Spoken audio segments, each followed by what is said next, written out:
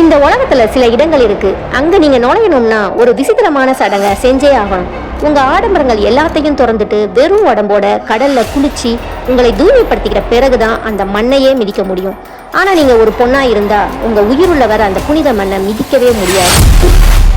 இந்த தீவோட ரகசியமே இதுதான். இங்க 80,000 தங்கம் வைரம் புதையல்கள் கொட்டி கிடக்குது. ஆனா அங்க இருந்து ஒரு சின்ன கல்ல தொட்டா கூட நீங்க உயிரோட வர முடியாதுன்னு ஒரு பயங்கரமான நம்பிக்கை இருக்கு. இருக்கிற மர்மமான மௌன விதி என்ன, ஏன் அங்க பெண்களுக்கு தடை, எல்லாத்தையும் இன்னைக்கு நாம தேவி கியூரியாசிட்டி வேர்ல்டுல டீட்டெயிலா பார்க்க போறோம். வீடியோவை ஸ்கிப் பண்ணாம பாருங்க.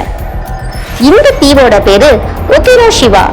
இது ஜப்பானோட புக்குவோகா கடற்கரையிலிருந்து 60 கிலோமீட்டர் தூரத்துல இருக்கு. இந்த தீவு முழுக்கவுமே முழுக்கடா தைஷா அப்படிங்கிற ஒரு புனிதமான கோவிலோட கட்டுப்பாட்டுல இருக்கு. இதுக்கு பேரு மிசோகி. இந்த தீவோட புனிதத்தை கெடுக்காம இருக்க வர்றவங்க எல்லாரும் கடல்ல குளிச்சு தங்களை சுத்தப்படுத்திக்கணும்னு இது பல நூற்றாண்டாவே நடக்கிற ஒரு சடங்கு.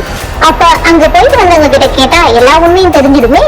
அதுதான் இல்ல, அங்க இருக்கிற ஒரு முக்கியமான விதி மௌனம். அங்க என்ன பார்த்தோம், என்ன நடந்துச்சுன்னு வெளியில யார்கிட்டயும் சொல்லவே கூடாது. தீவோட தெய்வம் ஒரு பெண் தெய்வம்.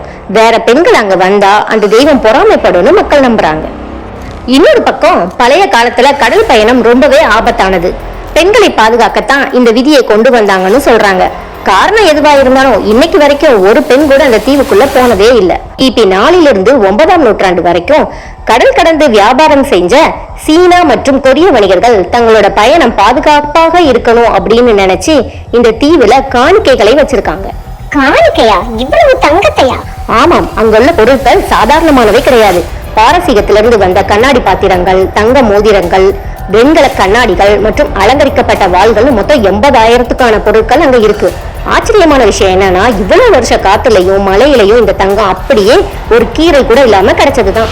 இப்போ இது ஜப்பானோட தேசிய பொக்கிஷங்கள். ஆனா இதையெல்லாம் பூசாரிகள் தவிர யாரும் தொட முடியாது. 2017 யுனெஸ்கோ இதை அங்கீகரிச்சதுக்கு அப்புறம் இப்போ ஆண்களுக்கு கூட அங்க அனுமதி கிடையாது.